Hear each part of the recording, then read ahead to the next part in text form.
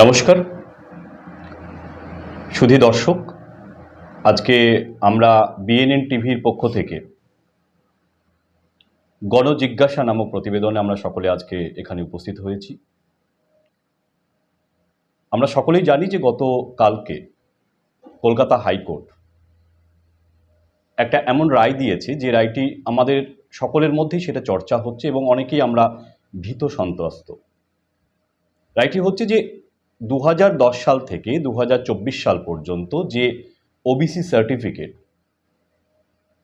যারা পেয়েছেন সেই সার্টিফিকেটকে তারা অবৈধ বলে ঘোষণা করছেন।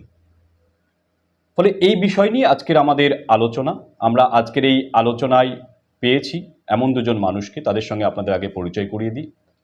আমার বাম পাশে আছেন অধ্যাপক প্রিয়ঙ্কর দাস, বিভাগীয় প্রধান, সমাজতত্ত্ব বিভাগ, ডোমকল গার্লস কলেজ। এবং আমার অপর পাশে আছেন আলমামুন হাসান, আইনজীবী। আপনাদের সকলকেই বিএনএন টিভির পক্ষ থেকে স্বাগতম জানাচ্ছি।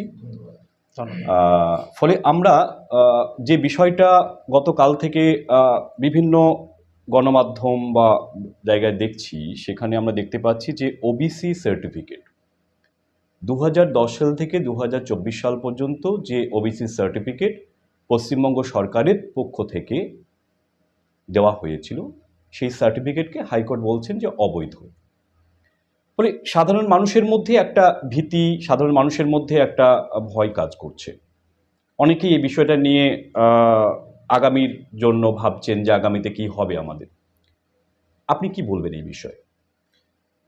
প্রথমেই একটা জায়গা পরিষ্কার করে দেওয়া ভালো, সেটা হচ্ছে যে 2010 থেকে 2024 অবধি যে সমস্ত সার্টিফিকেট ইস্যু হয়েছে সেগুলো বাতিল হয়েছে বলে যে শিরোনামে আমরা দেখছি, সেখানের মধ্যেও কিন্তু অনেকগুলো সূক্ষ্মভাবে বোঝার জায়গা রয়েছে। 2010 সালের পরবর্তী সময় থেকে যে সমস্ত জাতিগোষ্ঠী ওবিসির তালিকায় এসছে এবং 2024 সাল অবধি এই তালিকাভুক্তির 2022 সাল অবধি তালিকাভুক্তির কাজকর্ম চলেছে। নতুন অনেক জাতিকে আমরা দেখেছি যে ওবিসির সংরক্ষণভুক্ত হতে। সেই 2010 থেকে 2024 সালের মধ্যে যে সমস্ত জাতি গোষ্ঠীর মানুষ সংরক্ষণভুক্ত হয়েছে, তাদের যে পাওয়া সার্টিফিকেট সেগুলো বাতিল হয়েছে একদম। কিন্তু 1993 সালে যখন আমাদের ওবিসি কমিশন গঠন হয় 1993 সালে পশ্চিমবঙ্গের বুকে, তারপর থেকে কিন্তু 2010 সাল অবধি 66টা জাতি ওবিসির গোষ্ঠীভুক্ত হয়েছিলেন, ওবিসির সংরক্ষণের আওতায় এসছিলেন। সেই 66টা জাতিগোষ্ঠীর মধ্যে থেকে যদি কেউ সার্টিফিকেট পেয়ে থাকেন, তাহলে তাদের সার্টিফিকেটগুলো কিন্তু বাতিলের প্রশ্ন আসছে না। এই জায়গাটা কিন্তু একটা বোঝার জায়গা রয়েছে। মানে ধরুন এমন একটা জাতিগোষ্ঠী, যে জাতিগোষ্ঠী সেই 66টা জাতিগোষ্ঠীর অন্তর্ভুক্ত, সেই রকম জাতিগোষ্ঠীর কোনো একটি ছেলে বা মেয়ে যে 2014 সালে তার সার্টিফিকেট ইস্যুড হয়েছে, সে আবেদন করেছে এবং সে সার্টিফিকেট 2014 বা 15 বা 16 বা 17 যে কোনো সময় নিয়ম পদ্ধতি সমস্ত কিছু মেনে পেয়েছে, তার সার্টিফিকেট কিন্তু বাতিল হওয়ার কোনো প্রশ্ন আসছে না এবং আগামী দিনেও সেটা বাতিল হবে না। আর হতাশার যে জায়গাটা বললেন, সেটা তো খুব স্বাভাবিক যে ওবিসি জাতির মানুষেরা 2010-এর পরবর্তী সময় থেকে এবং 2012 সালে অ্যাক্ট এসছিল, ওবিসি অ্যাক্ট যেটা তৈরি করা হয়েছিল, সেই অ্যাক্টের মধ্যেও বিভিন্ন জাতিগোষ্ঠীকে ওবিসির আওতাভুক্ত সংরক্ষণভুক্ত করা হয়েছে এবং তার পরবর্তীকালেও আমরা দেখেছি বিভিন্ন পর্যায়ে সংরক্ষণভুক্ত করা হয়েছে। তাদের ক্ষেত্রে তো একটা হতাশার জায়গা থাকছেই, সেইটুকুনি আপাততভাবে আমি বলতে পারি। আর তবে আসার জায়গা এটাই যে এখনো পর্যন্ত হাইকোর্টে ডিভিশন বেঞ্চ রায় দিয়েছেন, কিন্তু আমাদের রাজ্য সরকারের যে আদার ব্যাকওয়ার্ড ক্লাস কমিশন যেটা রয়েছে তাদের হাতেই কিন্তু এখনো পর্যন্ত পরবর্তীকালের যে হাইকোর্ট যে রায় দিয়েছে তারা বারে বারে উল্লেখ করেছে যে আদার ব্যাকওয়ার্ড ক্লাস কমিশনের হাতেই কিন্তু পরবর্তীকালে ওবিসি লিস্ট যেটা বানানো হবে সেটা তাদের হাতেই থাকছে। এরকম নয় যে আদার ব্যাকওয়ার্ড ক্লাস কমিশনকে সেই জায়গা থেকে বা সেই দায়িত্ব থেকে সরিয়ে দেওয়া হচ্ছে।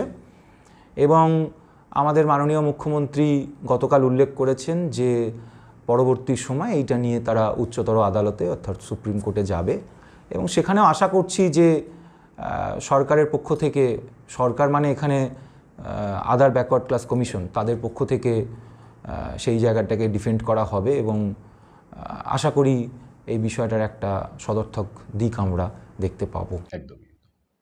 একদমই তাই। আমরা প্রিয়ঙ্কর বাবুর যে কথা শুনলাম তাতে উনি 2012 সালের যে প্রসঙ্গ আনলেন, আমি আমাদের সঙ্গে একজন আইনজীবী আছেন, আমি ওনার কাছে যাব যে 2012 সালের যে ওবিসি সার্টিফিকেটের জন্য যে অনুমতি প্রয়োজন ছিল রাজ্যের আইনসভার, সেটা বলা হচ্ছে যে সেটাকে মানা হয়নি। তো আপনি এই বিষয়ে কি বলবেন? আমি এই প্রশ্নের উত্তর দেবো না আগের প্রশ্নের রেফারেন্সে কিছু না, আপনি এটা আগে দিন তারপরে। আচ্ছা, এই যে 2010 থেকে পরবর্তী সময়কালের ওবিসি সার্টিফিকেট বা ইস্যু করা নিয়ে যে প্রশ্নগুলো হচ্ছে, সেখানে হাইকোর্টের রায় এবং আনুষঙ্গিক রিপোর্টগুলো দেখে আমার যেটা মনে হয়েছে এবং স্পষ্টভাবে যে বিশেষ দিকগুলো উল্লেখ করা হয়েছে সেটা হচ্ছে প্রসিডিওর ঠিকঠাক ফলো না করা। তো প্রসিডিওর ঠিকঠাক ফলো না করার ক্ষেত্রে একটা বিশেষ দিক পিটিশনে যিনি পিটিশনার ছিলেন এই জনস্বার্থ মামলার, তিনি তুলে ধরেছেন এবং একাধিক আরটিআই করার পরে যে তথ্যগুলো উনি পেয়েছেন সেগুলো পিটিশনের সঙ্গেই সেটা দেওয়া রয়েছে। প্রথম হচ্ছে পর্যাপ্ত সার্ভে না করা। তো পর্যাপ্ত সার্ভে না করার স্পষ্ট উদাহরণ কিন্তু অনেকগুলো ক্ষেত্রেই আছে। বেশ কিছু সাবটাইটেল ধরে ধরেই বলা হচ্ছে এবং সেখানে কমিশন যে রিপোর্টটা দিচ্ছে তাতে বলা হচ্ছে নো সার্ভে। একদম। সেই ক্ষেত্রে হালসানা টাইটেল রয়েছে বা আরও কিছু টাইটেল রয়েছে যেগুলো আমি গোল্লাদার, এই ধরনের বেশ 8-9টি মোটামুটি রয়েছে যাদের কিন্তু কোনো রকম সার্ভে করা হয়নি। দুই হচ্ছে যে সার্ভে করার ক্ষেত্রে কাকে নিয়োগ করা হচ্ছে বা এই যে এই ধরনের সার্ভেগুলো বিভিন্ন এনজিও বা শিক্ষা, বিশেষ করে বিশ্ববিদ্যালয়ের বিভাগ থেকে করানো হয়।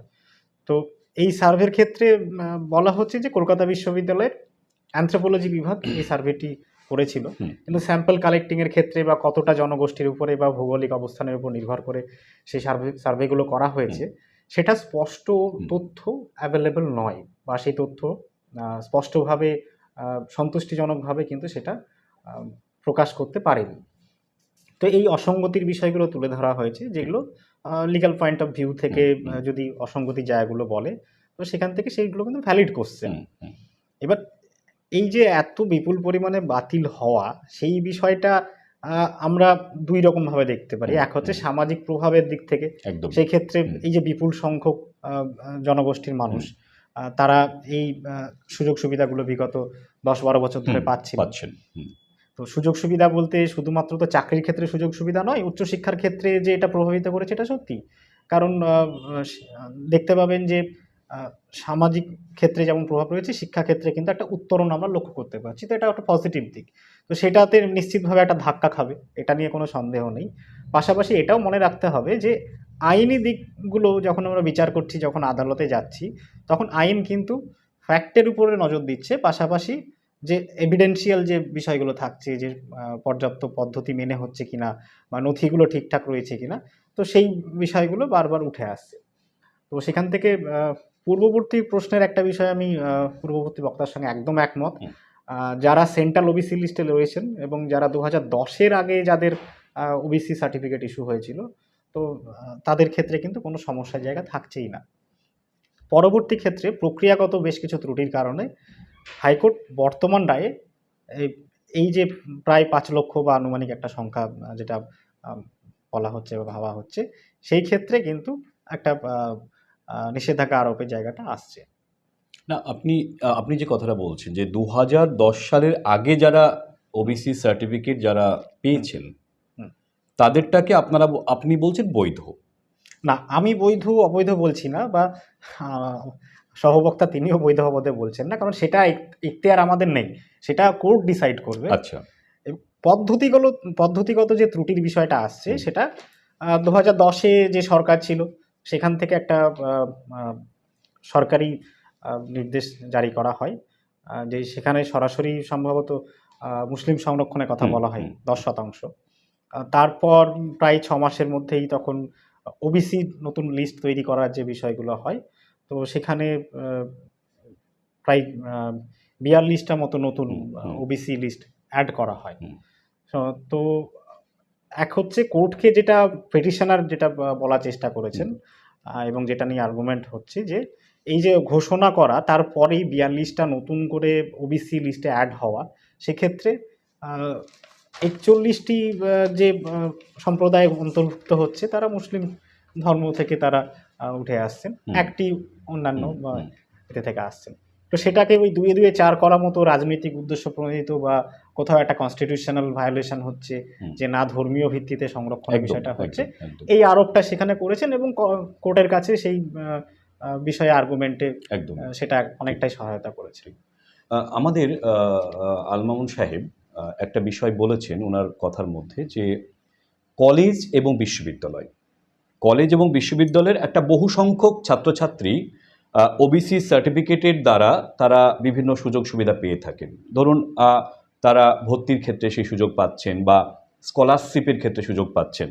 আপনি একজন অধ্যাপক, আপনি কলেজে অধ্যাপনা করেন, আপনার এই জায়গাটাই কি এমন মনে হচ্ছে যে ছাত্রছাত্রীরা এই জায়গায় তাদের কাছে ভুল বার্তা যাবে বা তারা ভীত সন্ত্রস্ত হচ্ছে বা তারা ভয় পাচ্ছে, বা হয়তো আগামীর জন্য তাদের যে উচ্চশিক্ষার যে বিভিন্ন পদগুলো আছে সেখানে তারা যেভাবে মানে এগিয়ে যাবে, সেখানে কোথাও কি কোনো প্রতিবন্ধকতা তৈরি হবে? একটা জায়গা পরিষ্কার করি, সেটা হচ্ছে যে 2010 সালের আগে যে 66টা সম্প্রদায় ওবিসির অন্তর্ভুক্ত ছিল, সেখানেও কিন্তু মুসলমান সম্প্রদায়ের মানুষেরা ওবিসির সংরক্ষণভুক্ত ছিলেন। 2010 সালে যেটা হলো সেটা হচ্ছে 2010 সালের একটা অন্তর্বর্তী রিপোর্টে যেটা নতুন বিষয় উঠে এলো, সেটা হচ্ছে ওবিসি এ বলে একটি ক্যাটাগরি তৈরি করা হলো, এবং সেখানে আমরা দেখতে পেলাম যে সেই ওবিসি এ ক্যাটাগরিতে সমস্ত যারা ওবিসি মানুষ তাদেরকে মুসলমান সম্প্রদায়ের মানুষদেরকে ওবিসি এ ক্যাটাগরিতে রাখা হলো। এবং 2010 সালের সেই রিপোর্টে আমরা 56টি সম্প্রদায়কে পাচ্ছি ওবিসি এ ক্যাটাগরিতে, এবং এটা 2010 সালের রিপোর্টের কথা কিন্তু আমি বলছি। আর ওবিসি বিতে যেখানে মূলত হিন্দু সম্প্রদায়ের মানুষদেরকে, মূলত সবটা কিন্তু নয়, সেখানেও কিন্তু কিছু কিছু মুসলিম সম্প্রদায়ের মানুষজন ছিলেন, সেখানে 52টি সম্প্রদায়কে ওবিসি ক্যাটাগরিতে রাখা হলো। 2010 সালের এটা অন্তর্বর্তী রিপোর্ট, যেটা বাম জমানায় তৈরি। তার পরবর্তীকালে 2012 সালে যখন আইনটা এলো, যেটা পাশ হলো আমাদের বিধানসভায়, সেটা হচ্ছে the West Bengal backward classes act 2012, other than schedule caste and schedule tribes reservation of vacancies in services and posts act, সেই সময় সেই সংখ্যাটাকে, ওবিসি এ ক্যাটাগরিরও সংখ্যাটাকে বৃদ্ধি করে 65 করা হলো, 56 থেকে 65, এবং ওবিসি বিটাকেও সংখ্যাটাকে বাড়ানো হলো, সেটাকে 52 থেকে 78 করা হলো। এবং সেই সমস্ত মানুষজনদেরকে আইনের মারফতই আইন প্রদান করে তাদেরকে ওবিসি ক্যাটাগরিতে অন্তর্ভুক্ত করে নেওয়া হলো।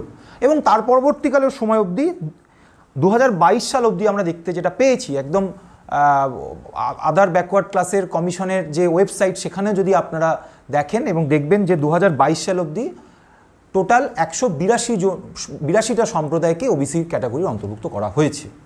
এরপরে আপনার প্রশ্নে যেটা আসি, সেটা হচ্ছে যে একদমই ঠিক কথা যে এই ওবিসির তালিকা থেকে যারা বাদ গেলেন বা যাদেরকে বাদ দেওয়া হলো, এবং সার্টিফিকেটগুলোকে প্রায় 5 লক্ষের ওপর সার্টিফিকেটকে বাদ দেওয়া হলো, তার ফলে তো চাকরি বাকরির ক্ষেত্রে তো আমরা একটা, এবং এখানে বলে রাখা ভালো, এখানে অনেকগুলো জায়গা পরিষ্কার আগে করতে হবে, সাধারণ মানুষের পরিষ্কার করে নেওয়াটা প্রয়োজন, যে ওবিসির কিন্তু দুটো ভাগ আছে, একটা হচ্ছে সেন্ট্রাল ওবিসি আর হচ্ছে স্টেট ওবিসি। সেন্ট্রাল ওবিসি কিন্তু সেন্ট্রালের তৈরি করে, সেন্ট্রালের যে আদার ব্যাকওয়ার্ড ক্লাস কমিশন আছে তারা তৈরি করে। তার সাথে কিন্তু আমাদের স্টেট ওবিসির কোনো রকম কোনো সংযোগ নেই।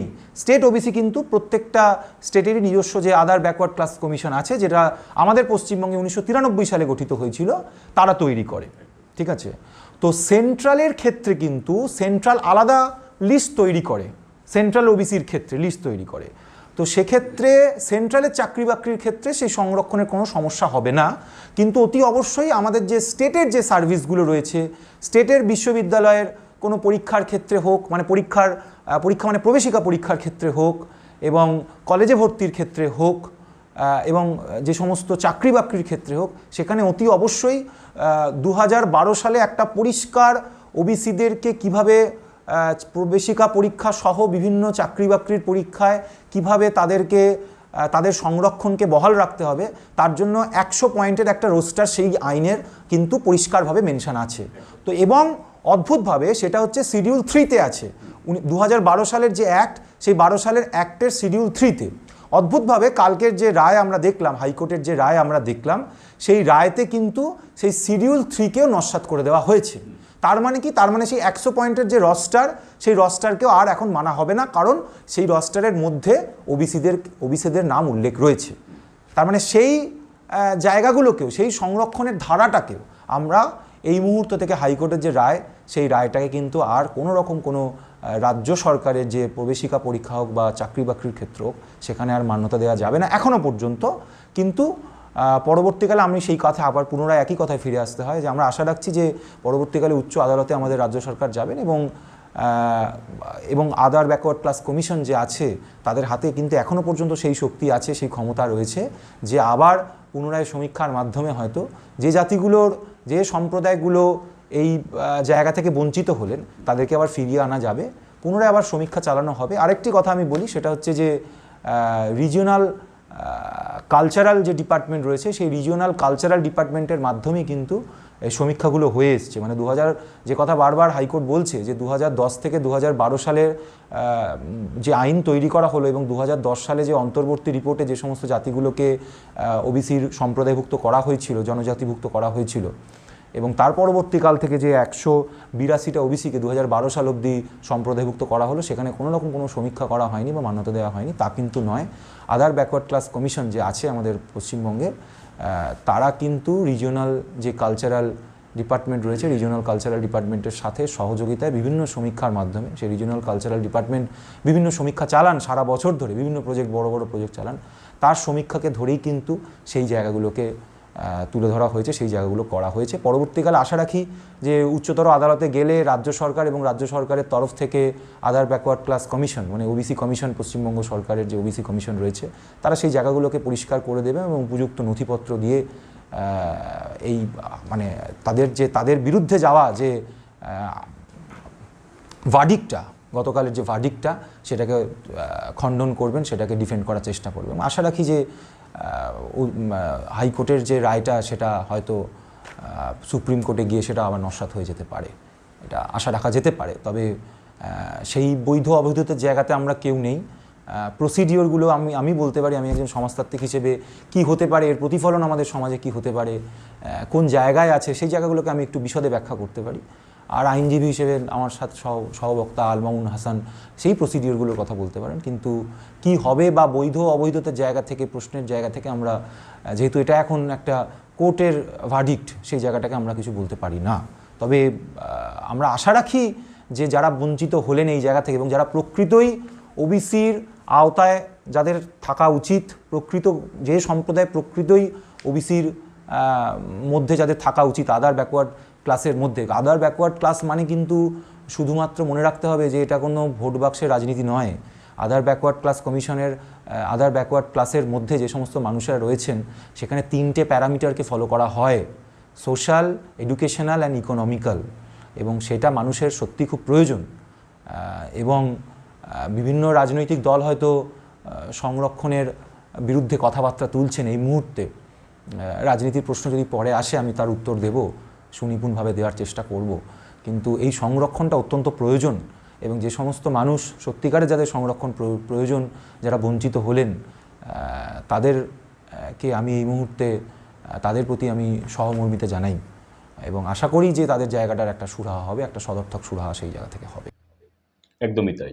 আমরা যে বিষয়টা প্রিয়ঙ্কর বাবুর কাছ থেকে শুনলাম যে হাইকোর্ট যে রায় দিয়েছে সেই রায়কে সুপ্রিম কোর্টে গেলে হয়তো তার কোনো সদুত্তর পাওয়া যেতে পারে। আমরা সে বিষয়ে আলোচনা করব, তার আগে আমরা ছোট্ট একটা বিরতি নেব। বিরতির পরে আমরা আবার ফিরব। শুধু দর্শক, আপনারা সঙ্গে থাকুন। আধুনিক পরিকাঠামো, উন্নত শিক্ষক মণ্ডলী, যানবাহনের সুব্যবস্থা সহ যাবতীয় অত্যাধুনিক পরিষেবা দিতে আপনার এলাকায় প্রথম আন্তর্জাতিক মানের ইংরেজি মাধ্যম স্কুল LMET ইন্টারন্যাশনাল স্কুল। সন্তান আপনার আর তার উন্নত ভবিষ্যৎ গড়ার দায়িত্ব আমাদের। আমাদের স্কুলে আপনার সন্তানকে ভর্তি করুন, তার ভবিষ্যৎ নিয়ে নিশ্চিন্তে থাকুন। বিশেষজ্ঞ চিকিৎসক থেকে অত্যাধুনিক ল্যাব, উন্নত চিকিৎসা আর আধুনিক পরিষেবার মেলবন্ধনে ডোমকল হাসপাতাল মোড়ে গড়ে উঠেছে রেইনবো ওয়েলনেস ক্লিনিক। আমাদের ওপর আস্থা রাখুন, স্বাস্থ্য নিয়ে সচেতন থাকুন। সন্তান আপনার আর তার ভবিষ্যৎ গড়ার দায়িত্ব আমাদের। অ্যামারান্থাস একাডেমিতে আপনার সন্তানকে ভর্তি করুন, মানুষের মতো মানুষ করুন। আমাদের ঠিকানা গাবতলা, ডোমকল, মুর্শিদাবাদ। শুধু দর্শক, আমরা বিরতির পর ফিরে এলাম। আমরা যে প্রশ্নে ছিলাম, যে প্রশ্ন থেকে আমরা প্রশ্নটাকে এগিয়ে নিয়ে যাব, আমাদের মাঝে যে আইনজীবী আছেন আল মামুন হাসান, আমরা এটা জানতে চাইছি যে হাইকোর্ট থেকে সুপ্রিম কোর্টে যদি রাজ্য সরকার এই রায়টাকে নিয়ে যান, তাহলে তার কতটুকু তারা সুফল পাবেন? রায়ের সুফল পাবে বলতে রায় সরকারের পক্ষে যাবে না পিটিশনারের পক্ষে যাবে সেটা তো পরবর্তী বিষয়, এবং সুপ্রিম কোর্টের প্রশ্ন তো এখন আসছেই না, কারণ উচ্চতর অনেক এখনও বেঞ্চ বাকি রয়েছে। তো হাইকোর্টেই উচ্চতর বেঞ্চে আবেদন করতেই পারে, সেটা নিয়ে কোনো সমস্যা নেই। রেজাল্টের বিষয়টা সেটা কোর্টে দুই পক্ষের মতামত এবং এভিডেন্সের উপর ভিত্তি করে সেটা নির্ধারিত হয়। একদম। আর আরেকটি বিষয় হচ্ছে যে হাইকোর্টে বিচার ব্যবস্থায় প্রত্যেক বিচারপতি নিজস্ব মতামত, নিজস্ব ধরন থাকে। মানে এখানে কোনো রোবোটিক টেকনোলজি ইউজ করে তো কোনো জাজমেন্ট হয় না, যে শুধুমাত্র মেটেরিয়ালসগুলো সাবমিট করা হচ্ছে। দুই পক্ষের মতামত এবং সেটার উপরে পর্যালোচনা করেই তখন জাজমেন্ট হয়। তো পরবর্তীতে জাজমেন্ট কারেকশান হতে পারে বা সংযোজন হতে পারে, বা জাজমেন্টে কিছু বিয়োজন হতে পারে, আবার জাজমেন্ট বাতিলও হতে পারে। সেগুলো কোর্টের বিষয় এবং সেটা স্টেপ বাই স্টেপ সেগুলো হবে। একদম।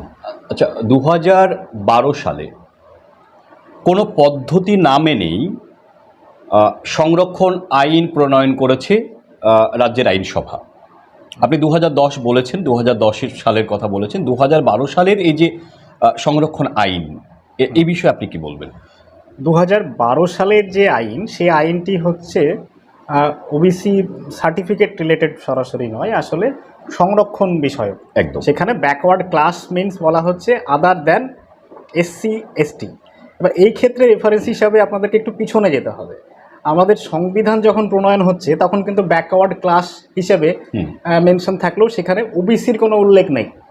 ওবিসির ধারণা পাচ্ছি আমরা 1980s-এ গিয়ে মন্ডল কমিশন গঠন হচ্ছে, তখন সেখানে আদার ব্যাকওয়ার্ড ক্লাস, তাদের সোশিও ইকোনমিক কন্ডিশন, তাদের এডুকেশন, এই বিষয়গুলো পর্যালোচনা করে তখন আদার্স ব্যাকওয়ার্ড ক্লাসের জন্য সংরক্ষণের বিষয়গুলো আনা হচ্ছে। একদমই। এবং সংরক্ষণ সংক্রান্ত আমরা আর্টিকেল সংবিধানে পাচ্ছি 338A যেটা SC STর জন্য, 338B যেটা আদার্স ব্যাকওয়ার্ড ক্লাসের জন্য। তো তার ভিত্তিতে পরবর্তীকালে 1993-তে গিয়ে ন্যাশনাল ব্যাকওয়ার্ড ক্লাস কমিশন গঠন হচ্ছে। অনুরূপভাবে আমাদের West Bengal state backward class commission গঠিত হচ্ছে। তারপরে যে ওবিসি হয়নি বা ওবিসির বিষয়গুলো থেমে থেকেছে এমনটা ব্যাপার নয়।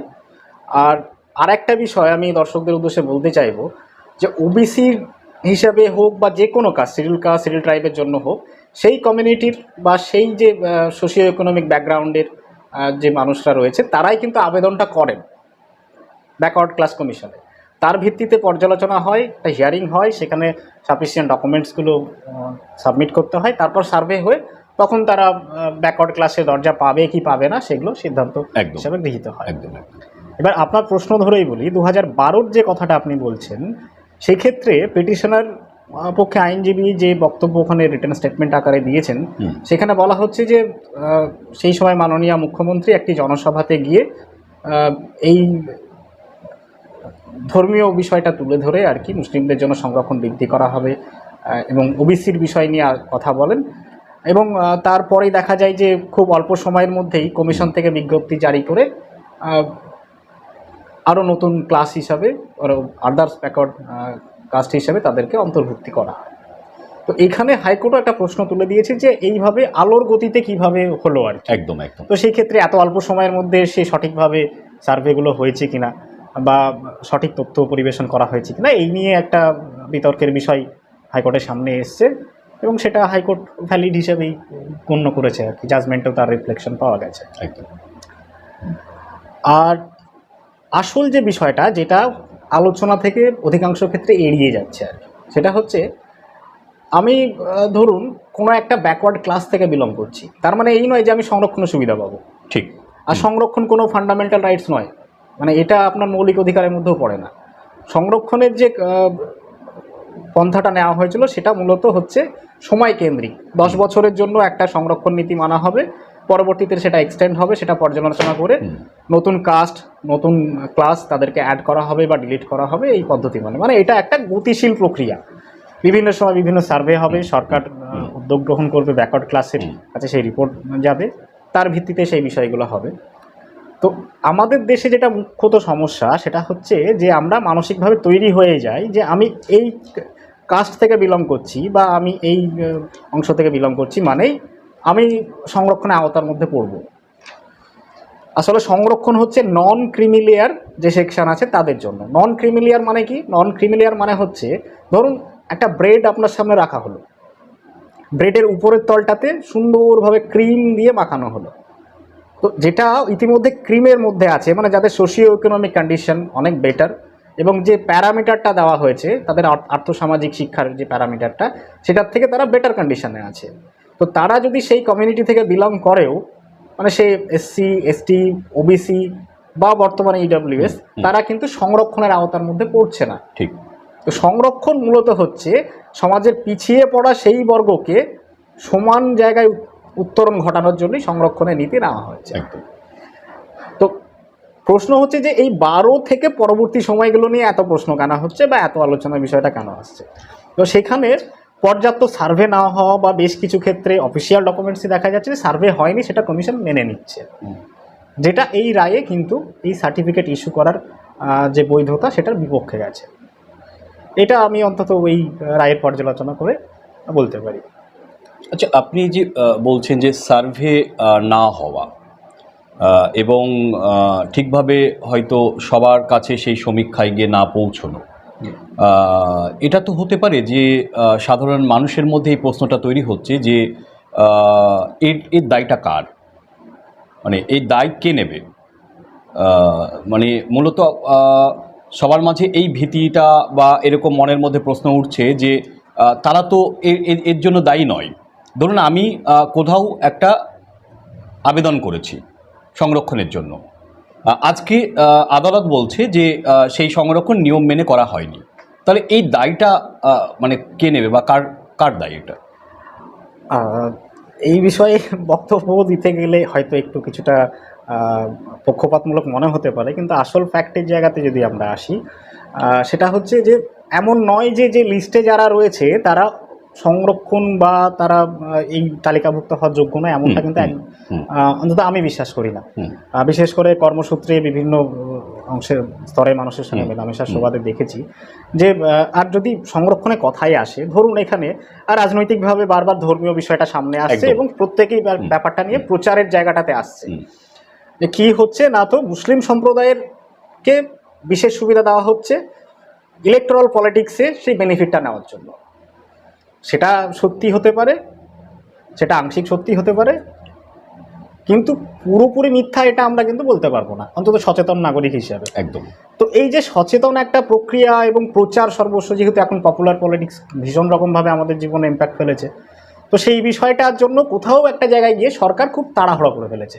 সেটা 2010 থেকে 12 পর্যন্ত সময় বলুন বা 12 থেকে বর্তমান সময় পর্যন্ত। তো সেখানে আরেকটু দায়িত্বশীল হয়ে এই যে তথ্য সংগ্রহ করা বা ফিল্ড সার্ভে করা, ডেটা স্যাম্পলিং করা, সেইগুলো আরও সুন্দরভাবে হতে পারে। একদমই তাই।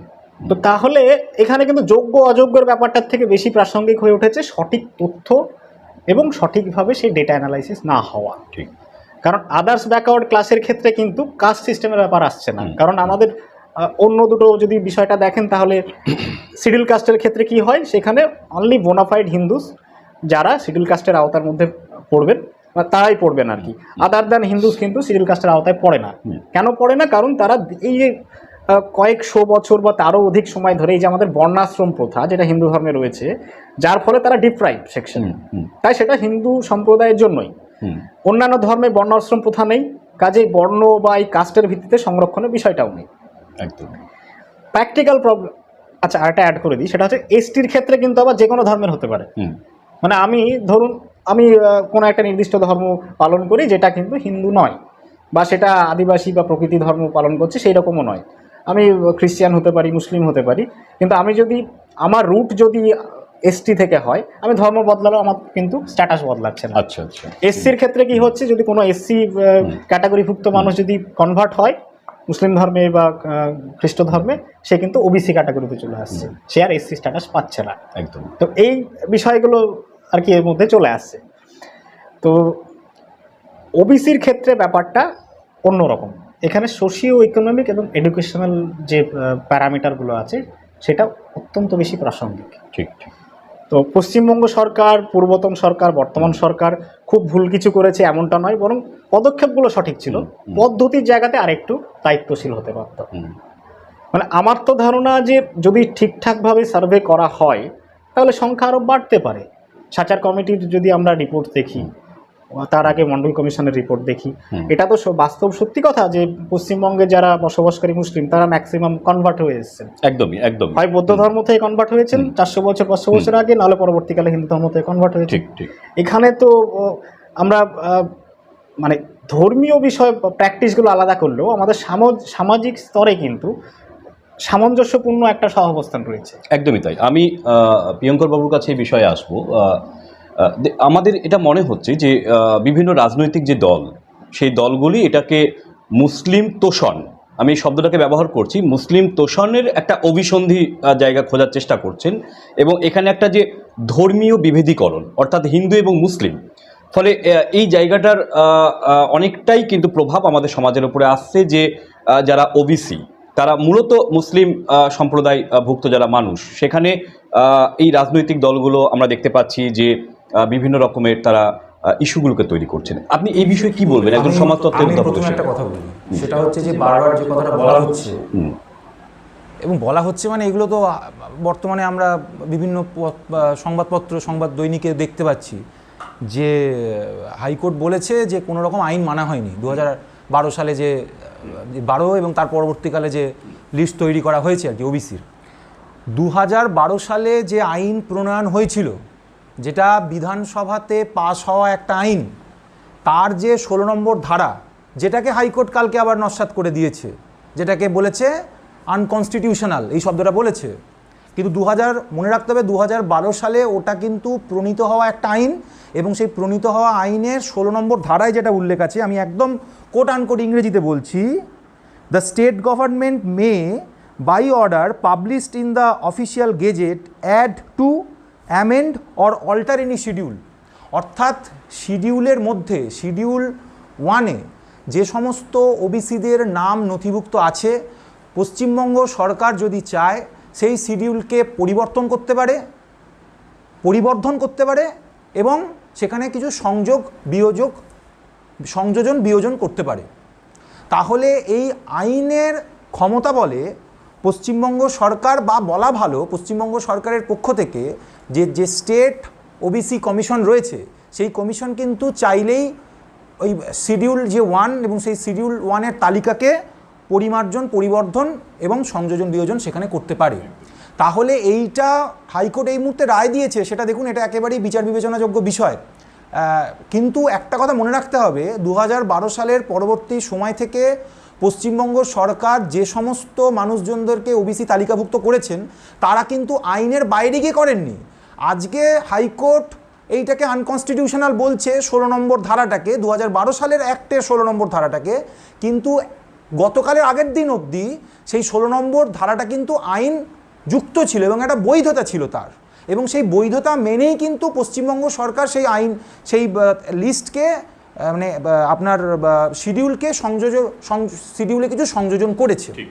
আর রাজনৈতিক যে তরজার কথা বলছেন, অতি অবশ্যই আমরা দেখেছি যে ভারতীয় জনতা পার্টি প্রতিনিয়ত সব কিছুর মধ্যেই একটা মুসলিম তোষণের গন্ধ তারা পায়, মুসলিম তোষণের গন্ধ তারা পায়, কিন্তু তারা ভুলে যায় যে মুসলিমরা এবং মুসলিম জনসংখ্যার যে মানুষরা রয়েছে তারা সত্যি সত্যি ব্যাকওয়ার্ড, এবং ব্যাকওয়ার্ড শুধু নয়, আমাদের শিডিউল 1-এর মধ্যে যে ওবিসি এ ক্যাটাগরি রয়েছে যারা অতীব ব্যাকওয়ার্ড, ওবিসি এ ক্যাটাগরিকে বলা হয় অতীব ব্যাকওয়ার্ড, ঠিক আছে, মানে ক্যাটাগরি বি এর থেকেও তারা বেশি ব্যাকওয়ার্ড, সত্যি সত্যি তারা ব্যাকওয়ার্ড, ঠিক আছে। এবং বিজেপি তো সাংঘাতিক রকমভাবে মুসলিম বিদ্বেষী, এটা প্রমাণিত হয়ে যায়। এবং আজকে ওবিসিকে নিয়ে মুসলিমরা রাজনীতির খেলা, পশ্চিমবঙ্গের বুকে রাজনীতির খেলায় নেমেছেন। দীর্ঘদিন ধরে যে জাতি সমীক্ষার কথা সারা ভারতবর্ষে উঠছে, সেই জাতি সমীক্ষাকে বিজেপি কেন এখনও পর্যন্ত জাতি সমীক্ষার রিপোর্ট প্রকাশ করতে পারলো না? সেই জাতি সমীক্ষার রিপোর্ট কোথায়? কেন প্রকাশ করতে পারলো না? কেন প্রকাশ করলো না? প্রকাশ করতে পারলো না, কেন প্রকাশ করলো না?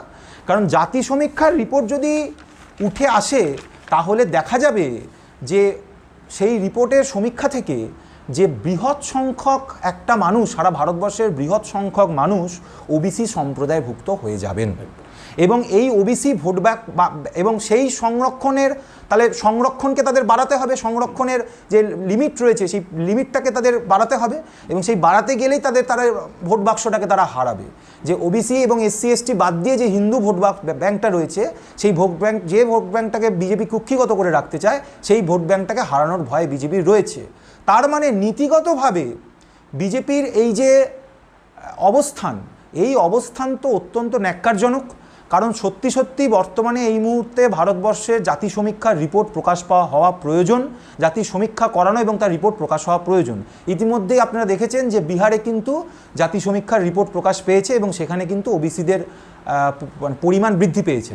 আমার সহবক্তা যে কথা বললেন যে সত্যি সত্যি দেখা যাবে, এবং আমি বিশ্বাসী, এবং সেই জন্যই তো 2012 সালের পরবর্তী সময় থেকে 2022 সাল অবধি যে রিপোর্ট আমরা আদার ব্যাকওয়ার্ড কমিশনের ওয়েবসাইটে গেলে পাই, পশ্চিমবঙ্গ সরকারের যে আদার ব্যাকওয়ার্ড কমিশনের যে রিপোর্ট আমরা পাই, তাতে দেখতে পাচ্ছি যে বৃহৎ সংখ্যক মুসলিম মানুষজনের সেখানে জায়গা হয়েছে। শুধু মুসলমান মানুষ কিন্তু নয়, সেখানে বহুত সংখ্যক হিন্দু মানুষ, হিন্দু সম্প্রদায়ের মানুষরা রয়েছেন। আমি তো দেখলাম 2022 সালে সর্বশেষ যে হিন্দু জনসংখ্যা মানে হিন্দু জনগোষ্ঠীকে সেই সম্প্রদায়ভুক্ত করা হয়েছে, তারা তো বৈষ্ণবদেরকে ওবিসির তালিকার মধ্যে আনা হয়েছে, এবং সত্যি সত্যি বৈষ্ণবরা ডিপ্রাইভড। বৈষ্ণবরা ওই যে প্যারামিটার, যে 3টে প্যারামিটার রয়েছে, সোশ্যাল, ইকোনমিক্যাল এবং এডুকেশনাল যে প্যারামিটার রয়েছে, সেখানে তারা ডিপ্রাইভড। এবং যদি আবার পুনরায় সমীক্ষা হয়, সমীক্ষা হওয়ার তো একটা নির্দিষ্ট প্রসিডিওর রয়েছে, কিছু কিছু জায়গায় হিয়ারিং হতে হয়, আদার ব্যাকওয়ার্ড কমিশনে গিয়ে হিয়ারিং করাতে হয়, সেই হিয়ারিংয়ের ভিত্তিতে সমীক্ষা হয় এবং তারপরে সেই জনজাতিটাকে জনজাতি থেকে বলা ভালো, জাতিটাকে ওবিসি তালিকাভুক্ত করাতে হয়। তো নিশ্চয়ই পরবর্তীকালে আরও বৃদ্ধি পাবে, এবং আমি দায়িত্ব নিয়ে বলতে পারি যে হাইকোর্ট যে রায়টা দিয়েছেন, কালকে যে ভার্ডিক্টটা জারি করেছেন, যে এটাকে আবার পুনরায় বিবেচনা করা হোক এবং নতুনভাবে ব্যাকওয়ার্ড ক্লাস কমিশন এটাকে আবার সাজাক, এই 2010-এর পরবর্তী থেকে যাদেরকে ওবিসি তালিকাভুক্ত করা হয়েছে তাদেরকে সবগুলোকে বাতিল হওয়া হোক। আমি দায়িত্ব নিয়ে বলছি যে যাদেরকে 2010-এর পরবর্তীকালে সাল থেকে ওবিসি তালিকাভুক্ত করা হয়েছে, পুনরায় যদি সমীক্ষা হয়, জাতি সমীক্ষা যদি হয় পশ্চিমবাংলার বুকে, আবার তারাই জায়গা পাবে, এবং আরও সেটা আরও পরিবর্তিত হবে। হ্যাঁ, সেটা সাংঘাতিক মাত্রায় পরিবর্তিত হবে। আর বিজেপি আজকে রাজনীতির কথা বলছে। বিজেপির যদি ম্যানিফেস্টোতে আপনি দেখেন, 2021 সালে যে আমাদের পশ্চিমবঙ্গ বিধানসভার যে ইলেকশন, 2021 সালে যে বিধানসভা ইলেকশন হয়েছিল, সেই ম্যানিফেস্টোতে অসংখ্য জাতিগোষ্ঠীর কথা বিজেপির ম্যানিফেস্টোতে উল্লেখ করেছিল, যাদেরকে বলেছিল যে বিজেপি যদি ক্ষমতায় আসে তাহলে এই জাতিগোষ্ঠীর মানুষজনগুলোকে ওবিসি তালিকাভুক্ত তারা করবেন। ঠিক আছে, তাহলে সেই ওবিসির তালিকাকে নিয়ে বিজেপি আজকে রাজনীতির খেলায় নেমেছেন, তাহলে সেই ম্যানিফেস্টোর জবাব আজকে দিতে হবে, 2021 সালের ম্যানিফেস্টোর জবাব আজকে দিতে হবে। এবং আপনাকে দায়িত্ব নিয়ে বলছি, আজকে মাহিষ্য জাতিকে ওবিসি তালিকাভুক্তর কথা আমাদের তৃণমূল কংগ্রেসরাও পশ্চিমবঙ্গ সরকারের তৃণমূল কংগ্রেসের যে ম্যানিফেস্টো, মানে তৃণমূল পশ্চিমবঙ্গ সরকার শব্দটাকে আমি এক্ষেত্রে উইথড্র করলাম, তৃণমূল কংগ্রেস 2021 সালের ম্যানিফেস্টোতে উল্লেখ করেছিল, এবং দেখা যাবে 2017 সালে কিন্তু মাহিষ্যদের জন্য একটা হিয়ারিং হয়েছিল, কিন্তু হয়তো পরবর্তীকালে সমীক্ষার মাধ্যমে দেখা গেছে যে মাহিষ্যদের অবস্থার অনেকটা আপলিফমেন্ট হয়েছে, সেই জন্য এখনও পর্যন্ত মাহিষ্যদেরকে ওবিসি তালিকাভুক্ত করা যায়নি। কিন্তু সেই প্রসেসের মধ্যে আছে। সেই ওয়েবসাইটে যাবেন, ওয়েবসাইটে গিয়ে 2017 সালের হিয়ারিংটা দেখবেন, আদার ব্যাকওয়ার্ড ক্লাস কমিশনের ওয়েবসাইটের যে হিয়ারিংয়ের যে রিপোর্ট আছে। এবং বিজেপি কিন্তু 2021 সালে মাহিষ্যদেরকে সেই ওবিসির তালিকাভুক্ত করার কথা বলেছিলেন। তাহলে আজকে একটা ওবিসিকে নিয়ে মুসলিম তোষণের খেলায় নেমে গেছেন, কিন্তু বিজেপি তো সব কিছুর মধ্যেই মুসলিম তোষণের খেলা দেখেন। এটা মুসলিম তোষণের খেলা নয়, এটা প্রকৃতভাবেই যারা বঞ্চিত সোশ্যালি, ইকোনমিক্যালি এবং এডুকেশনালি, তাদেরকে তাদের মর্যাদা রক্ষার্থে, তাদেরকে সশক্তিকরণের লক্ষ্যে এই পদক্ষেপগুলো নেওয়া হয়েছে। একদম প্রিয়ঙ্কাবাবু, আপনি যেটা বলছেন ভারতীয় জনতা পার্টির কথা আপনি বারবার বলছেন। আমরা গতকালকে দেখেছি যে communist party of India Marxist, তাদের সেই দলের যিনি একজন মানে বরিষ্ঠ নেতা মোহাম্মদ সেলিম, তিনি বলেছেন যে একরকমের স্বার্থহানি ঘটলো। তিনি স্বার্থহানি শব্দটাকে উনি ওই মুসলিম অ্যাপিসমেন্টের জায়গা থেকে ব্যবহার করেছেন। সিপিএম তো এখন মুসলিম তোষণের খেলায় নেমে গেছে, তৃণমূল কংগ্রেস কোনো মুসলিম তোষণের খেলায় যায় না, পশ্চিমবঙ্গ সরকারের মুখ্যমন্ত্রী কোনো মুসলিম তোষণের খেলায় যায় না। তারা স্বার্থহানি ঘটলো, হ্যাঁ, স্বার্থহানিটাকে যদি এইভাবে বলতেন যে প্রকৃত বঞ্চিত মানুষের স্বার্থহানি ঘটলো তাহলে ভালো, কিন্তু মুসলিমদের স্বার্থহানি ঘটলো যদি এটা উনি বলে থাকেন তাহলে তো খুব ভয়ঙ্কর। কারণ মনে রাখতে হবে 2010-এর পরবর্তী সময় থেকে যারা ওবিসি তালিকাভুক্ত হয়েছেন সেখানে হিন্দু মানুষেরা রয়েছে, শুধু মুসলমান মানুষেরা নন, হিন্দু মানুষেরাও বৃহৎ পরিমাণে হিন্দু মানুষেরাও সেখানে রয়েছেন। ঠিক আছে, তো সেই জায়গা থেকে মুসলিমদের স্বার্থহানি শুধু ঘটলো না, যারা প্রকৃত বঞ্চিত তাদেরই স্বার্থহানি ঘটলো, এবং এই জায়গাটা পরবর্তীকালে সংশোধিত হবে, এবং হাইকোর্টের যে রায়, এবং এই রায় সত্যি সত্যি যারা প্রকৃত বঞ্চিত মানুষ তাদের বিপক্ষেই গেল বলে আমার মনে হয়, আমার ব্যক্তিগতভাবে আমার মনে হয়। একদমই, আমি প্রিয়ঙ্কর বাবুর কথা অনুসারে আসছি যে এই যে রায়, এই রায় আমরা দেখতে পাচ্ছি যে 2010 সাল থেকে 2024 সাল এই সুদীর্ঘ সময়ে যারা ওবিসি সার্টিফিকেট প্রাপ্ত যারা আছেন তাদেরকে বলা হচ্ছে যে প্রায় 5 লক্ষের ওপরে সার্টিফিকেট বাতিল করা হলো, কিন্তু 2010 থেকে 2024 সাল পর্যন্ত যারা এই সার্টিফিকেট দেখিয়ে যারা সরকারি চাকরি পেয়েছেন বা এই সার্টিফিকেট দেখিয়ে যারা বিভিন্ন রকমের সুযোগ সুবিধা পেয়েছেন, উচ্চশিক্ষার ক্ষেত্রে বলুন, স্কলারশিপের ক্ষেত্রে বলুন, তাদেরকে বলা হচ্ছে বৈধ। আপনি একজন আইনজীবী হিসেবে এটাকে কিভাবে দেখবেন? না, সঠিকভাবেই বৈধ বলা হচ্ছে, কারণ রায় আজকে হয়েছে। আইন কোনো আবদ্ধ ধারণা নয়, বা কোনো আইন সেটা একদম লাইফ টাইম তার মানে থাকে না, মানে ভ্যালিডিটি থাকে না। আইন সবসময় পরিবর্তিত হয়, বা জাজমেন্টও দেখা যাচ্ছে একই বিষয় নিয়ে আজকে যে জাজমেন্ট হচ্ছে সেটা পরবর্তীকালে রিভিউ হচ্ছে। আপনার এই জাজমেন্ট কি কখনো মনে হচ্ছে না যেটা বৈষম্য জাজমেন্ট? যে আজকে ধরুন যারা 2010 থেকে যারা 2024 সাল পর্যন্ত যারা আপনি বলছেন যে মানে আমাদের হাইকোর্ট বলছে যে এই সার্টিফিকেটগুলো বাতিল করা হলো, কিন্তু এই সার্টিফিকেট দেখিয়ে যারা চাকরি করছেন, এই সার্টিফিকেট দেখিয়ে যারা উচ্চশিক্ষায় সুযোগ পেয়েছেন বা বিভিন্ন রকমের স্কলারশিপ পাচ্ছেন, তা সেইগুলোকে বৈধ বলা হচ্ছে, কিন্তু সার্টিফিকেটগুলোকে অবৈধ বলা হচ্ছে। আপনি একজন আইনজীবী হিসেবে এটাকে কিভাবে দেখবেন? দেখুন, এক হচ্ছে যে বর্তমানে আইন নিয়ে চর্চার জায়গাটা এমন হয়ে গেছে যে সেটা পাড়ার রকের আড্ডার মতো হয়ে গেছে।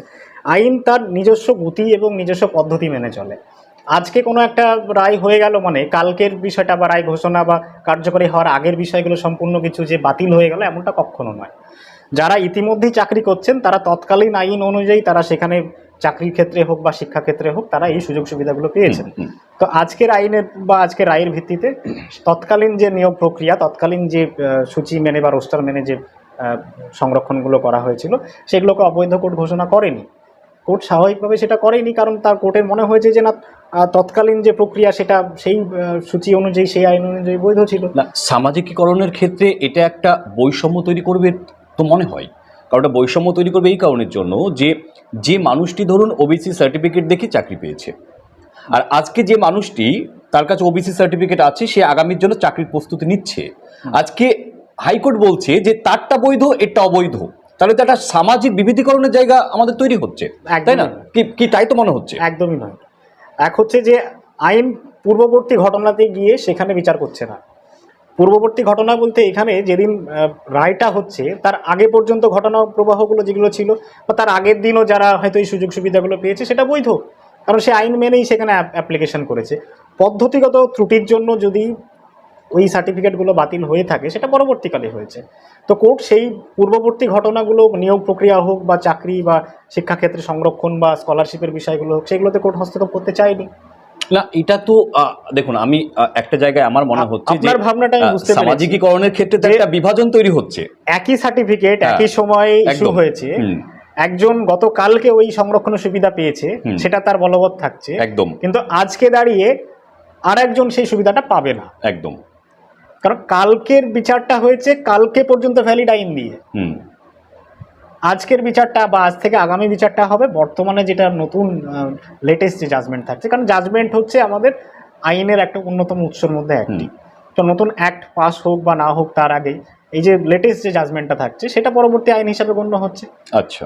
তো সেই কারণে পূর্ববর্তী ঘটনা প্রবাহগুলোকে, এই নিয়োগ বা শিক্ষাক্ষেত্রে সংরক্ষণ, এই বিষয়গুলোতে এই রায়ের কোনো প্রভাব থাকছে না। আচ্ছা আচ্ছা, বেশ। আমরা যে কথা এতক্ষণ আলোচনা চলছে, মানে একটা বিষয় বারবার করে উঠে আসছে যে 2010 থেকে 2024 সাল পর্যন্ত এই যে বিভিন্ন রকমের যে ওবিসি সার্টিফিকেটের যে বাতিলের যে জায়গাটা, এবং এই বাতিলের জায়গাটা আমরা দেখতে পাচ্ছি যে বিভিন্ন যে মানে সামাজিক যে বিভিন্ন মাধ্যমগুলো আছে বা আমাদের সামাজিক যে মানুষ যারা আছেন তাদের ক্ষেত্রে একটা বিপুল পরিমাণে কিন্তু এটা একটা প্রভাব ফেলছে, এবং প্রভাবটা এমনভাবে ফেলছে যে সেখানেও মনে হচ্ছে যে কোথাও যেন একটা বিভেদীকরণের জায়গা তৈরি হচ্ছে। হ্যাঁ, সেই বিভেদীকরণটা আমরা যেখানে ভারতবর্ষ গণতন্ত্র দেশ হিসেবে আমরা মানে দেখে থাকছি, ভারতবর্ষ একটা গণতান্ত্রিক দেশ, সেখানে তো আপনার কি মনে হচ্ছে না যে কোথাও একটা সূক্ষ্ম বিভাজনের মানে রেখা টেনে দেওয়া হচ্ছে? বিভাজনের রেখা তো একটা জায়গা থেকে বলা যায়ই, কারণ যে কথাটা আপনি বৈষম্যের জায়গাটা বললেন, এই পুরো হাইকোর্টের যে গতকালের যে রায়টা, সেই রায়টাই কিন্তু মানে মানে অত্যন্ত বিদ্বেষমূলক এবং বিভাজনমূলক। কারণ 2010-এর আগে যারা ছিল 66টা সম্প্রদায়, তারা ওবিসির সংরক্ষণভুক্ত থাকতে পারবেন, আর 2010-এর পর যারা হলেন তারা সংরক্ষণভুক্ত থাকতে পারবেন না। এটাই তো একটা বিভাজন। কারণ 2010-এর পরে যারা ওবিসি তালিকাভুক্ত হলেন তারা তো সত্যি সত্যি ওবিসির যে সংরক্ষণের থাকার এবং তাদের যে দৈন্যতা, সেই দৈন্যতা থেকে উঠে আসার একটা উত্তরণের জায়গা ছিল সেই সংরক্ষণের মধ্যে দিয়ে। সেটা তো ভারতীয় কনস্টিটিউশনেই মানুষের যে উঠিয়ে আনার আপলিফমেন্টের যে জায়গা ভারতের কনস্টিটিউশনে মেনশন আছে, এবং বিভিন্ন ভারতের যে ডাইরেক্টিভ প্রিন্সিপালস অফ স্টেট পলিসিতে ভারতের মানুষের উত্তরণের যে জায়গার কথা মেনশন আছে, সেই জায়গা থেকে উত্তরণের একটা দিশা 2010 সালের পরবর্তীকালে থেকে পশ্চিমবঙ্গের যারা ওবিসি সম্প্রদায়ের মানুষ ছিলেন তারা দেখেছিলেন। তো সেই জায়গায় 2010-এর সবার সমস্ত সম্প্রদায় যারা ওবিসি তালিকাভুক্ত হলেন তাদেরকে বাতিল করে দেওয়া হলো, অথচ 2010-এর আগে যারা হয়েছিল তাদেরগুলো বহাল থেকে গেল, এবং সেই 2010-এর আগের যারা আছে তারা এখনও পর্যন্ত সেই আইনের সমস্ত রকম ওবিসি সার্টিফিকেটের সুযোগ সুবিধা পাবে, আর 2010-এর পর যারা চলে গেল তারা না। আইন তো সে কথা বলছে না। আপনি যেটা বলতে চাইছেন যে এই যে বিভাজনের যে জায়গাটা 2010-এর আগে থেকে সেগুলো বৈধ, 2010-এর পর থেকে সেগুলো মোটামুটি বলছেন যে একটা অবৈধ জায়গাটা, আইন তো সে কথা বলছে না। আমি দুটো জায়গা উল্লেখ করতে চাইবো। এক হচ্ছে 2012 সালে যে আইনের কথা আমাদের অধ্যাপক বাবু যেটা বলছেন, সেটা হচ্ছে যে 12 সালে গিয়ে যে এই যে চাকরি এবং এই যে রিজার্ভেশনের ব্যাপারগুলো হচ্ছে ব্যাকওয়ার্ড ক্লাসের, আদার দ্যান SC ST, সেই বিষয়টা সেই সময় আসছে, এবং সেখানে বলা হচ্ছে যে 1993-এর যে গাইডলাইনগুলো ছিল সেগুলো মানা হচ্ছে কি মানা হচ্ছে না। তার রেফারেন্সে উনি 16 নম্বর ধারার কথা বলেন। আমার খুব ভুল না হলে উনি হয়তো কনস্টিটিউশনের 16 নম্বর ধারার যে 4 উপধারা রয়েছে তার কথা বলতে চেয়েছিলেন, যে ব্যাকওয়ার্ড ক্লাসের জন্য স্টেট চাইলে সেক্ষেত্রে চাকরি এবং অন্যান্য কনস্টিটিউশনালের 16 নম্বর ধারা নয়, 2012 সালের যে অ্যাক্ট তাই সেই 16 ধারার কথা। আচ্ছা, আমি আর্টিকেল 16 সাবসেকশন 4-এর কথাই বলছি। তো সেই অনুযায়ী স্টেট কিন্তু পারে সংরক্ষণ করতে, যার ভিত্তি মেনেই কিন্তু 1993-তে গিয়ে West Bengal state backward class commission গঠন হচ্ছে। তো রাজনৈতিক বিষয়টা যাই হোক যখন আমাদের মধ্যে এসছে, এবং অন্যান্য রাজনৈতিক দলের প্রতিনিধিও নেই, তো আমি একটু দায়িত্ব নিয়েই আর কি কিছু কিছু জায়গায় একটু সংযোজন করব, সেটা আলোচনার স্বার্থেই আর কি। সেটা হচ্ছে যে হ্যাঁ, এটা ঠিক যে আমাদের এই যে সংরক্ষণ বলুন বা যে কোনো পলিসি যেগুলো গভর্নমেন্ট নেয় সেগুলো আসলে রাজনীতির বাইরে যেতে পারে না, এবং রাজনীতির সচেতন ব্যবহার কিন্তু প্রত্যেকেই করছে। এমন নয় যে নির্দিষ্ট কোনো একটা দল করছে, সেটা নয়। মাইনরিটি মেজরিটি পলিটিক্স আমাদের এই আইডেন্টিটি পলিটিক্সের একটা বড় পার্ট হয়ে গেছে, তো সেখানে সুযোগ সুবিধা কিন্তু সবাই নিচ্ছে। এবার হাইকোর্ট কিন্তু এখানে গিয়ে কোনো রিলিজিয়াস কোনো সেন্টিমেন্ট থেকে বা এ থেকে রায় দিয়েছে কোনো রকম এভিডেন্স ছাড়া, সেটা কিন্তু বলার জায়গা নেই। কারণ হাইকোর্টের যে জাজমেন্টের জায়গায় আসছে যে প্রপার ওয়েতে সার্ভে হচ্ছে না, হয়নি, বা সঠিক ডকুমেন্টসগুলো প্রোভাইড করা হয়নি, সেই কারণে এটা করা হয়েছে। তো সরকারের উচিত ছিল, উভয় সরকারেরই, মানে এই 10 থেকে বর্তমান সময়কালে সরকারের, যে এই যে ডকুমেন্টেশনের যে প্রিপারেশন, এই যে সার্ভেগুলোকে আরও বেশি অ্যাকুরেসির জায়গায় নিয়ে আসা, সেই জায়গাগুলো আরও ঠিকঠাকভাবে করা। আর মূল সমস্যাটা দেখা দিল যে 16, 18, 20, 23 এই বিভিন্ন সময় আমাদের স্টেট গভর্নমেন্ট কিন্তু ন্যাশনাল ব্যাকআউট কমিশনে কিন্তু নতুন করে রেকমেন্ডেশন দিয়েছে যে ন্যাশনাল যে ওবিসি লিস্ট, সেখানে ওয়েস্ট বেঙ্গল থেকে নতুন করে সংযোজন করা হোক। সেখানে কিছু জায়গাতে আপত্তি তোলা হয়েছে যেগুলো স্টেটের সেই বিষয়গুলো মানা হয়নি। তো তারপর পর্যালোচনাতে গিয়েও দেখা যাচ্ছে যে না, ডকুমেন্টেশনের জায়গায় কিছু ঘাটতি থেকে গেছে। তো এখানে স্টেটের একটা দায় কিন্তু থেকেই যায়। না, আপনি এই যে বলছেন স্টেটের দায়, মানে তাহলে যে আমার স্টেটমেন্ট কিন্তু পলিটিক্যাল নয়, মানে আমি in view and respect of this judgement আমি সেখান থেকে বলছি যে স্টেট কিন্তু দায় এড়াতে পারে না, কারণ অযোগ্য বা পাইয়ে দেওয়া হয়েছে, আমি এই ধরনের স্টেটমেন্টে যাচ্ছি না। এক মিনিট, আমি প্রিয়ঙ্করবাবুর কাছে যাব। উনি যে কথাটা বলছেন যে এটা রাজ্য সরকারের দায়, আপনি এটাকে কিভাবে করবেন? রাজ্য সরকারের দায় কি, সত্যি কি রাজ্য সরকারের দায়? রাজ্য সরকার তো 2012 সালের যে আইন, সে আইনের 16 নম্বর ধারাতে তো উল্লেখই করে দিয়েছিল, সেটা তো রাজ্যসভায় বিধানসভাতে পাশ হওয়া একটা আইন, যে রাজ্য সরকার চাইলে যে কোনো জনগোষ্ঠীকে ওবিসি তালিকাভুক্ততে অন্তর্ভুক্ত করতে পারবেন, আবার বিয়োজনও করতে পারবেন। এবং সেই জায়গা থেকে আর একদম মামুন সাহেব একদম প্রথমে যে কথাটা বলেছিলেন যে বিভিন্ন রকম আরটিআই দেখা গেছে, সেখানে আরটিআই এর উত্তর নীল এসছে। তো আমার কথাটা হচ্ছে কালকে যে হাইকোর্টের জাজমেন্টটা, সেই জাজমেন্টটা 2010 সালের একটা যে মানে হাইকোর্টের কাছে যে আবেদন জমা পড়েছিল তার ভিত্তিতে করা। তো সেক্ষেত্রে একটু সংযোজন করে দিলে, মানে রিট পিটিশন কিন্তু এখানে মার্জ হয়ে গেছে, শুধু 10 নয়, পরবর্তী রিট পিটিশনগুলো মার্জ হয়েছে এবং একই রিট পিটিশনগুলো। সেই ক্ষেত্রে আমরা এখনো পর্যন্ত নিশ্চিত কিভাবে হচ্ছি যে পশ্চিমবঙ্গ সরকার 2012 সালের পর থেকে যে যাদেরকে ওবিসি তালিকাভুক্ত করেছেন, সেক্ষেত্রে কোনো সমীক্ষা করা হয়নি। আরে সুপ্রিম কোর্টে যাক, সেখানে সদুত্তর দেবে পশ্চিমবঙ্গ সরকার, এবং যথাযোগ্য সমস্ত রকম তথ্য রয়েছে, সমস্ত রকম পরিসংখ্যান রয়েছে। আদার ব্যাকওয়ার্ড ক্লাস কমিশন যেটা আমাদের পশ্চিমবঙ্গ সরকারের রয়েছে, এবং যেটা 1993 সালের আইন মেনে করা, সেখানে যাদের যে মেম্বার বডি রয়েছে, সেই মেম্বার বডিতে অত্যন্ত দক্ষ মানুষেরা রয়েছেন, সেখানে যথাযোগ্য সমীক্ষা হয়েছে, যথাযোগ্য আপনার সেখানকার সমীক্ষা চালানো হয়েছে, যথাযোগ্য পরিসংখ্যান রয়েছে। তাহলে আমরা যদি এই কথাটাই বলতে চাই যে রাজনীতির অঙ্ক দিয়ে কোনো রকম সমীক্ষা না করে, কোনো রকম সার্ভে না করে, কোনো রকম পরিসংখ্যান না করে, কোনো রকম ফিল্ড সমীক্ষা না করে এইগুলোকে করে দেওয়া হয়েছে শুধুমাত্র তোষণের উদ্দেশ্যে এবং পপুলার পলিটিক্সকে জিয়ে রাখার জন্য, সেটা একেবারেই ভুল। কারণ সেটা যদি হতো তাহলে 2021 সালে পশ্চিমবঙ্গ তৃণমূল কংগ্রেস যে তাদের ম্যানিফেস্টোতে উল্লেখ করেছিল আমাদের মাহিষ্য জাতিকে ওবিসি তালিকাভুক্ত করার জন্য, সেটা এখনও পর্যন্ত হয়নি। 2017 সালের রিপোর্ট আপনি দেখবেন, 2017 সালের একটা রিপোর্ট আছে, হিয়ারিং রিপোর্ট আছে, সেখানে পরিষ্কার বলা হচ্ছে যে সেটা দেওয়া যাবে না। তো এবং আজকে যদি মাহিষ্য জনগোষ্ঠীকে ওবিসি তালিকাভুক্ত করা হতো, তাহলে সেটা তৃণমূল কংগ্রেসের পক্ষে সেটা সদর্থকই হতো পপুলার পলিটিক্সের জায়গা থেকে এবং ভোট ব্যাংকের জায়গা থেকে। সেটা কিন্তু করা হয়নি। শুধুমাত্র একটা নির্দিষ্ট জনগোষ্ঠীকে তুষ্ট করার জন্য বা কোনো গুটি কয়েক জনগোষ্ঠীকে তুষ্ট করার জন্য ওবিসি তালিকাভুক্ত তাদের করে দেওয়া হয়েছে, তা একেবারেই নয়। শুধু মাহিষ্য নয়, মাহিষ্য ছাড়াও অনেক জনগোষ্ঠী রয়েছে যাদের ম্যানিফেস্টোতে উল্লেখ করা হয়েছিল যে যাদেরকে ক্ষমতায় এলে, এবং বিজেপি ওটা উল্লেখ করেছিল, সাথে সাথে তৃণমূল উল্লেখ করেছিল যে ক্ষমতায় এলে এদের বিষয়গুলোকে নিয়ে ভাবা হবে ওবিসি তালিকাভুক্ত করার জন্য। কিন্তু পরবর্তীকালে একটা প্রসিডিওর যে আছে, পদ্ধতি যে রয়েছে, সেখানে দেখা গেছে যে না, এই জনগোষ্ঠীকে ওবিসি তালিকাভুক্ত করা যাচ্ছে না। প্রকৃত ফিল্ড সার্ভে করা হয়েছে, সমীক্ষা করা হয়েছে, গোষ্ঠীগত সমীক্ষা করা হয়েছে, বিভিন্ন রকম সমীক্ষা করা হয়েছে। তার একটা পর্যায় রয়েছে, সেখানে সমাজতাত্ত্বিকেরা রয়েছেন, সেই নির্দিষ্ট বডি রয়েছে, সেই নির্দিষ্ট বডিতে বিভিন্ন রকম শিক্ষাবিদরা থাকেন, 6 জনের একটা বডি রয়েছে, কমিশনের চেয়ারম্যান থাকেন, কমিশনের সেক্রেটারি থাকেন, একজন আইএএস অফিসার থাকেন এবং বিভিন্ন রকম অধ্যাপকরা থাকেন এবং বিভিন্ন রকম এক্সপার্টরা থাকেন। সেখান থেকে মনে হয়েছে যে না, এই জনগোষ্ঠীকে, এই উপজাতির এই সাবকাস্টের মানুষকে ওবিসি তালিকাভুক্ত করা যাবে না, সেই জন্য সেটা হয়নি, পরিষ্কারভাবে হয়নি। তো এখানে কোনো তুষ্টিকরণের রাজনীতি নেই এবং যাদেরকে ওবিসিভুক্ত করা হয়েছে সেখানে যথেষ্টই মানে পরিসংখ্যান ঘেটে সমীক্ষা করে তাদেরকে সেই ওবিসি তালিকাভুক্ত করা হয়েছে। তো এখানে কোনো রকম তুষ্টিকরণের খেলা নেই, এটা সম্পূর্ণভাবে পদ্ধতি মেনেই করা হয়েছে। একদমই তাই। আমরা এই বিষয়ে সত্যিই আমরা দেখতে পাচ্ছি যে কোথাও যেন একটা কার দায় নেই, এই প্রশ্ন আমাদের থাকবেই। এবং সাধারণ মানুষ যারা আজকে এই বিষয়ের উপরে যারা চিন্তিত, যারা এটা নিয়ে তাদের পথ কি হবে, কিভাবে তারা একটা সুপথ পাবেন, সেই বিষয়টা আমাদের কাছে আমরা আজকে এই